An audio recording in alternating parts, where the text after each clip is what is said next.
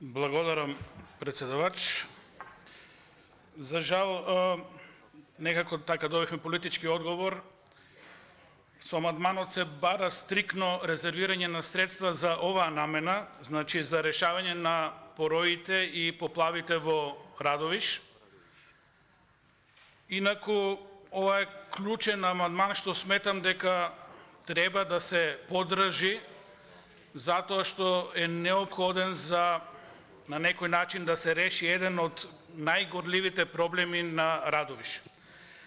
Неспорно е дека Радовиш има многу проблеми, јас поднесов и други амандмани, меѓутоа тие се во однос на инфраструктурата, поврзување на Радовиш со Берово преку Смиланци, поврзување на Радовиш со Штип преку Икочани преку Плачковица, изградба на градинка и мултинаменско игралиште во петата урбана заедница и повеќе други амандмани, но сметам дека на некој начин според тоа што е приоритет за Радовиш, сепак овој амандман заслужува малку поголемо внимание и на некој начин уште во фаза на планирање на средствата да обезбедиме средства да ги пласираме точно за оваа намена, тогаш ќе се избегне можноста за евентуално овој амандман да не помине во конкурсот кога ќе се распише од Министерството за екологија, односно тогаш можеби некои други приоритети ќе дојдат до израз, политиката ќе си го направи своето и повторно станува опасноста овој проблем да не се реши. Иначе амандманот го понесувам втор пат со истата содржина, затоа што проблемот некако ни стои. Зошто го поднесувам амандманот? Затоа што еве и во 2021 година повторно сме сведоци дека имаме огромни поплави на територијата на Европа, во регионот, па и во нашата држава. Сведоци сме на неколку поплави во повеќе градови. Едноставно, причините за појавите на поплавите се сериозни и не се изменети. Климатски фактори, променет режим прецен на врнежите, значи имаме огромни сушни периоди и кога ќе заврнат, тоа се поројни дождови кои едноставно предизвикуваат многу голема штета. Тука секако не можеме да ги амнестираме и непланското сечење на шумата, непланските градежни активности, загадувањето, за жал неконтролираното фрлање на отпад и многу други фактори, се тоа фактори кои придонесуваат за појави на овие поплави и порои.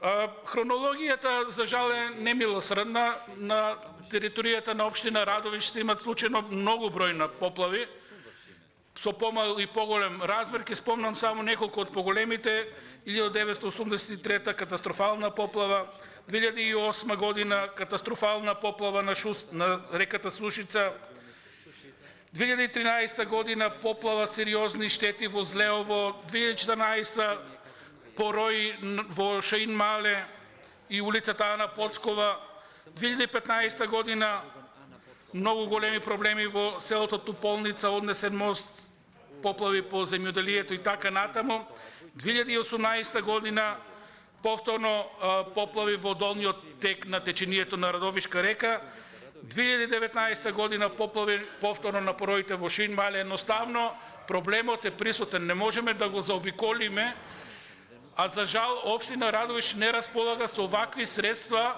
да може да интервенира сериозно во решавање на оваа проблематика. Со амандманот се барат 358 милиона денари, вака можеби се големи, меѓутоа воопшто не се големи пари за оваа намена, затоа што ако ја следиме хронологијата, сигурно за жал овие поплави ќе продолжат и во иднина. Едноставно мораме да најдеме решение. До сега само санираме штети и средствата кои ги издвоивме за санирање на штети се 10 пати повеќе од ова што го бараме за решавање на проблемот. Огромни се штетите од сите овие поплави што ги спомнав и претходни години на инфраструктурата, на патиштата, на площадите, чистење, санирање, поправање на коритото. Имаме 3-4 моста кои се буквално однесени и правевме мостови на истото место каде што имало мостови. Значи, не го подобруваме квалитетот на живење на граѓаните, туку санираме штети. Исплатени се оштети на имоти, оштети на земјоделски насади и така натаму. Направени се големи штети во индустријскиот дел на Радовиш. Едноставно тоа се пари кои се дадени само да покријат штета. Луѓето не добиваат бенефит, едноставно немаат развојна компонента, а сме издвоиле пари и од градот и од државата за санирање на овие проблеми. Не дека не се покренати некои акции, штети се санирани секако, дел од активности имаме на реката Сушица, тука и проектот од Џајка, меѓутоа тоа се уште проекти кои целосно не го решаваат проблемот и тој едноставно виси во воздух. Околу решавање на проектот предвидува решавање на горниот тек на Радовишка река, регулација на коритото, изградба на хидротехнички објекти и изградба на брана. Без решавање на овој дел од реката, едноставно градот е секој пат на удар од сериозни поплави. Понатаму, решавање на приклучните порои, исто така многу сериозен проблем, затоа што на Радовишка река се надоврзуваат повеќе помали реки и повеќе активни порои, кои исто така мора да бидат санирани. Во самото градско подрачје, за жал, од непланско проектирање и недостаток на знаење, направени се грешки кои, ако сакаме да го решиме проблемот, мораме да ги санираме. Први мораме да го спуштиме нивелетата на речното корито да падне малку пониско, за да може коритото на реката да ги абсолвира сите води. Реконструкција и замена на дел од мостовите, затоа што тие дел од нив се направени со многу мал пропуст на водата. Коритото можеби ќе собере поголема количина на вода, меѓутоа мостовите се јавуваат како препрека и мораме тука да најдеме решение, односно реконструкција и санација. Исто така, хидротехничките објекти со години не се едноставно реконструирани.